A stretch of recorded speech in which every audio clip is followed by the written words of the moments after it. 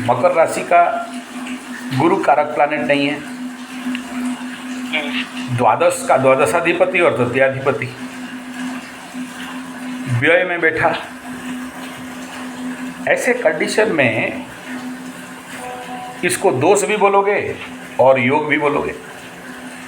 योग इसलिए क्योंकि गुरु अपने घर में बैठ गया, आदमी के पास स्वाभाविक बात है ज्ञान बढ़ गया। गुरु अगर अपने घर में कुंडली में बैठा हो तो व्यक्ति के अंदर आध्यात्मिक ज्ञान होना स्वाभाविक है। और कालपुरुष कुंडली के द्वादशाधिपति भी है। मोक्ष, मुक्ति, आध्यात्म और वेदांत, उपनिषद अगर नहीं साधते हो या इसके बारे में प्रयास नहीं करते हो तो गुरु यहाँ नुकसान कर देता है। इसलिए ऐसे व्यक्तियों को, ऐसे मकर लग्न मकर राशि वालों को हम लोग जनरल एडवाइस करते हैं कि वेदांत में, गीता में, भागवत जी में, रामायण जी में और कम से कम मुख्यतः 20 उपनिषद, 21 उपनिषद सबसे इम्पोर्टेंट है।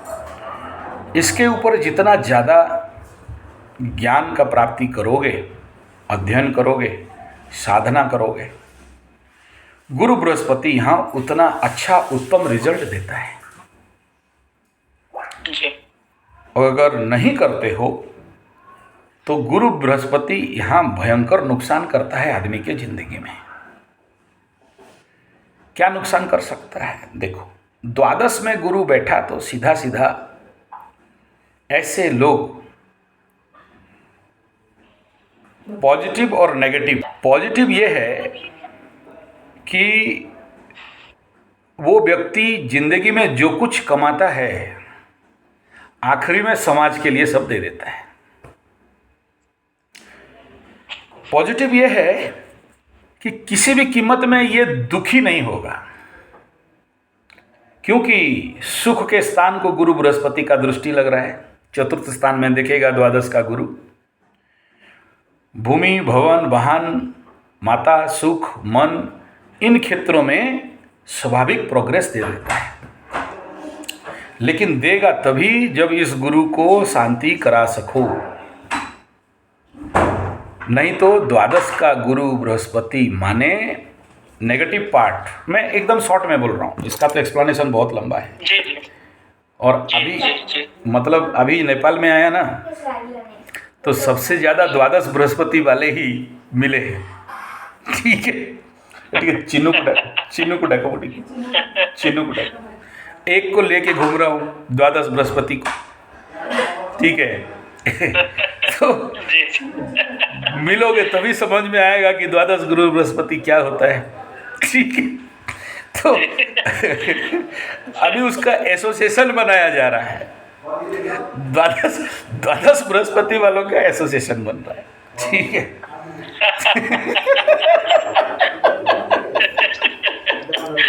आ जाओ इधर आ जाओ।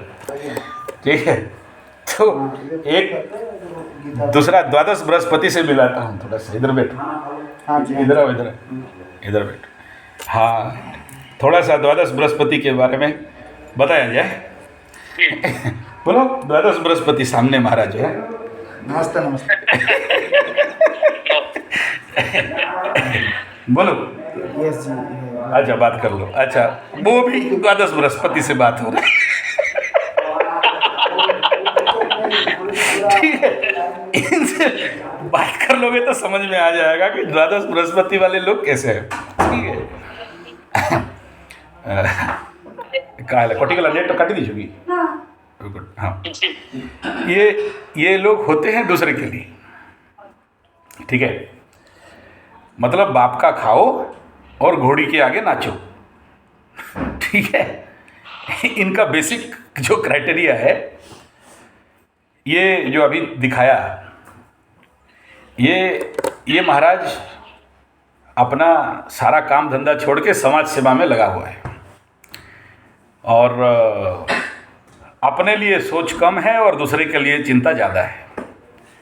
अपना खाया पिया चिंता नहीं है, दूसरा खाएंगे नहीं खाएंगे उसका चिंता ज़्यादा है। तो ये द्वादश बृहस्पति है। अच्छा, ये तो पॉजिटिव पार्ट बता दिया। नेगेटिव पार्ट इसका चलो आप लोग खा लीजिए, मेरे लिए ला के रख दो, आप लोग खा लो। हाँ, यहाँ रख। तो इसका जो नेगेटिव पार्ट होता है बड़ा विकट होता है, और नेगेटिव पार्ट ये है कि ये गुरु बृहस्पति माने ब्राह्मण, गुरु बृहस्पति माने पंडित, गुरु बृहस्पति माने मीठा, गुरु बृहस्पति माने जितने भी आपसे बड़े।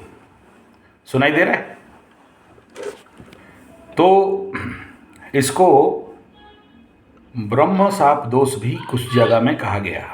हमारे उड़ीसा में द्वादश बृहस्पति को किसी ब्राह्मण के द्वारा दिया गया, या किसी ब्राह्मण से आपको पूर्व जन्म में, पास्ट लाइफ में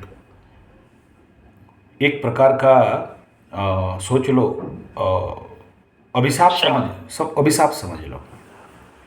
यहाँ गुरु चंडाल नहीं है, और यहाँ कोई पापग्रह के साथ नहीं बैठा, स्वगृही है। लेकिन गुरु का जो 5 तत्व है, पांचों का 5 तत्व, गुरु क्या क्या देता है? संतान।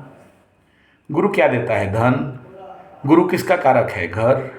गुरु किसका कारक है? ज्ञान। गुरु किसका कारक है? शुभता।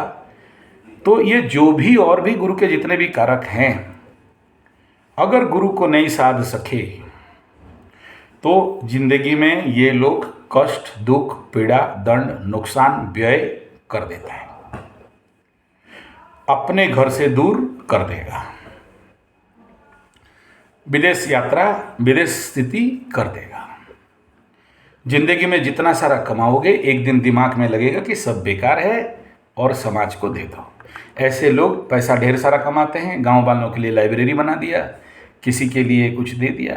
सबसे बढ़िया एग्जाम्पल हमारे इंडिया का जो सबसे बड़ा ज्योतिष हुए वाई.के. रॉय सर, जो कि परम पूज्य हैं, ज्योतिष क्षेत्र में एक पितामह हैं, द्वादश गुरु बृहस्पति। जिंदगी भर रुकमाया, आखिरी में सब कुछ समाज के लिए दे दिया। कोई दिल्ली में कोई छोटा सा मकान लेके किसी जगह में रह के समाज के लिए काम कर रहे हैं। उनको जो ऐप्स बनाए थे जगन्नाथ होरा, उनको फॉरेनर्स वाले बहुत पैसा बोले कि हम देंगे, हमें बेच दीजिए, करोड़ों ले लीजिए। बोला करोड़ों के लिए जिंदा नहीं है, हम सुखी रोटी में चल जाते हैं। और मतलब हायर थिंकिंग, सिंपल लिविंग। इधर लाओ, ठीक है। ये है पॉजिटिव एंड नेगेटिव दोनों। किसी का खाली पॉजिटिव नहीं होता, खाली नेगेटिव नहीं होता, दोनों रहता है, ठीक है। तो उसमें इसके लिए रामायण और भागवत, ठीक है, यही है और कुछ नहीं। और इसमें चिंता का कोई विषय नहीं है। जितना जल्दी गुरु बृहस्पति को शांति किया जाए उतना ज़्यादा उत्तम फल प्राप्त होता है, ठीक है। जी। और बोलो, और क्या जानना है बोलो। जी, फोन से आपसे बात हो जाएगा। और क्या जानना है बोलो।